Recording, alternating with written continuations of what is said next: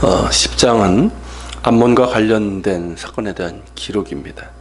1절에 보면 암몬 자손의 왕 이제 나하스죠. 이 사람이 이제 죽고 그의 아들 한운이 왕위에 올랐고 다윗은 이제 신하들을 보내서 조문을 하도록 한 것으로부터 이제 시작이 됩니다. 다윗의 말을 들어보면 암몬 왕 나하스는 다윗에게 호의를 베풀었던 것 같고요. 그에 대한 고마움으로 조문을 하고 또 나하스가 자신에게 은혜를 베푼 것처럼 자신도 나하스의 아들 한운에게 은혜를 베풀고자 합니다. 자신이 받은 은혜에 대한 보답인 것이죠. 그러나 한운의 신하들이 이를 의심합니다.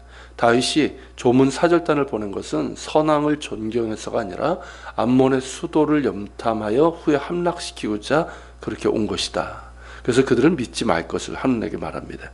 한운은 신하들의 말을 믿고 다윗이 보낸 사절단을 붙잡아 그들의 수염 절반을 깎고 입은 옷을 엉덩이 있는 데까지 잘라내서 양쪽 엉덩이가 드러나게 해서 돌려보냅니다. 그러니까 사절단에게 크나큰 모욕과 수치를 안겨준 것이죠. 왕이 보낸 조문 사절단에게 이런 모욕과 수치를 준 것은 외교적인 결례일 뿐만 아니라 명백한 적대 행위입니다. 이로 인해서 다윗에게 미움을 사게 되었다고 생각한 암몬 자손들은 군대를 소집하고 또 사람을 보내서 북쪽의 아람 왕들에게 군사 요청을 해서 용병으로 이제 고용을 합니다. 스스로 전쟁 상황을 만든 것이죠.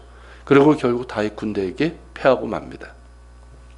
이런 한운을 보면 마치 누구와 같냐면 솔로몬의 아들 르호보암과 같다는 생각을 하게 됩니다. 르호보암 역시 자신과 함께 커온 젊은 신하들의 잘못된 충고에 귀를 기울이게 되죠. 그 결과 나라가 둘로 분열되는 쓰디쓴 대가를 치르게 되었는데 한운 역시 신하들의 잘못된 말을 아무런 판단 없이 받아들인 결과 큰 대가를 치르게 됩니다. 지도자에게 필요한 덕목 중에 하나가 잘 듣는 것입니다. 잘 듣는다는 것은 자신의 귀에 좋은 말만 듣는 것이 아니라 반대되는 말이라 할지라도 무엇이 옳고 그른가를 알려주는 말도 잘 들을 줄 아는 것이죠. 간신의 입에 단 말보다 쓰더라도 충신의 말을 들을 줄 알아야 합니다. 그리고 그 말들을 잘 분별해서 판단하고 행하는 분별력도 필요한 것이죠. 그런 듣는 귀가 없을 때 그 어리석은 판단과 행동이 어떤 결과로 주어지는지를 르호보암과 한운에게서 보는 것입니다. 그리고 지금 우리 역시 그 결과를 보고 있는 것이죠. 잘 들을 줄 알고 바르게 분별하고 신중하게 판단하고 행동하는 것, 지도자에게 꼭 필요한 덕목이고 또 우리에게도 그러합니다. 자, 이제 다시 다윗을 보면 자신이 보낸 조문 사절단이 큰 수모를 겪고 돌아온 것을 알게 된 다윗은 매우 당혹해하고 그들이 이제 수염이 자랄 때까지 여리고에 머물도록 합니다. 여기서 우리는 신하들의 수치심과 상처를 배려해주는 다윗의 마음을 엿볼 수가 있습니다. 다윗은 이 일로 인해서 심히 불쾌했고 또 아람 용병까지 고용해서 전쟁 준비를 하고 있는 암몬에 대해서 자신이 직접 가지는 않고 군사령관인 요압에게 군사를 딸려 보냅니다. 요압은 이제 암몬 아랍 연합군을 상대하면서 자신의 동생 아비새와 함께 군대를 둘로 나누어 각각 공략을 합니다.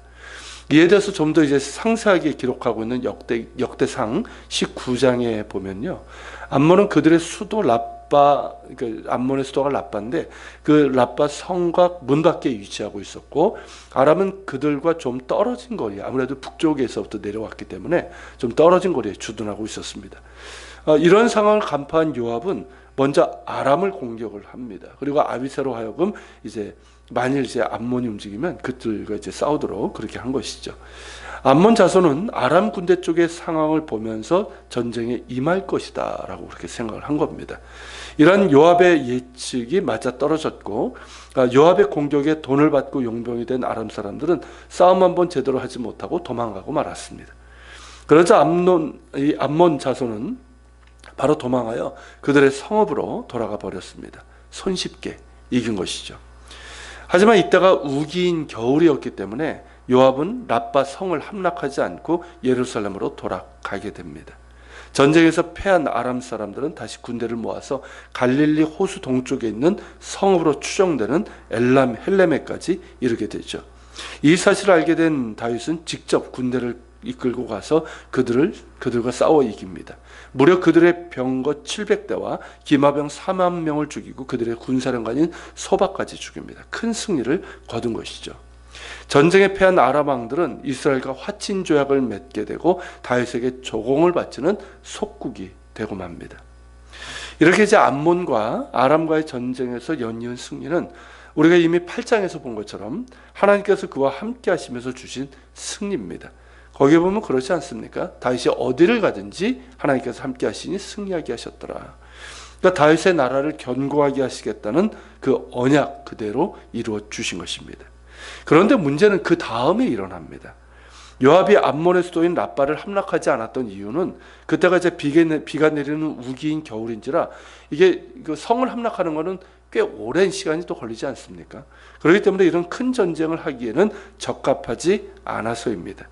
그래서 그 다음에 봄이 되고 우기가 끝나면서 다시 출전을 하게 되는데 그때 다윗은 암몬의 수도 라빠 정벌 원정에 참여하지 않고 요압을 사령관으로 삼아 보내고 자신은 성 안에 남게 됩니다. 이건 작은 전쟁이 아닙니다. 굉장히 크고 중요한 전쟁인데 다윗은 성 안에 남게 됩니다.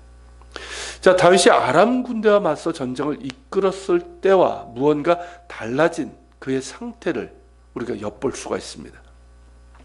하나님께서 다윗이 어디로 가든지 함께 하셔서 승리하게 하셨기에 다윗은 마땅히 암몬을 치러 가는 출전에 앞장을 서야 했습니다. 그러나 다윗은 그러지 않았고 그로 인해서 그의 일생에서 최대의 오점을 남기는 죄를 범하고 맙니다. 그에 대해서는 우리가 다음 시간에 보게 될 것인데 하나님께서는 그 언약을 신실하게 지켜나가시지만 다윗은 자신의 나라가 강대해지고 또 전쟁에서 연승하면서 그의 마음에 틈이 생긴 것입니다. 그것이 인간의 연약함이겠지만 하나님의 성실하심에 대한 인간의 반응이 무엇이어야 하는지를 우리가 생각하게 됩니다. 하나님은 그 언약을 잊지 않으시고 성실하심으로 이루어 가십니다. 그렇다면 그 성실하신 은혜에 대한 우리의 반응은 과연 무엇이어야 할까요? 같이 기도하겠습니다.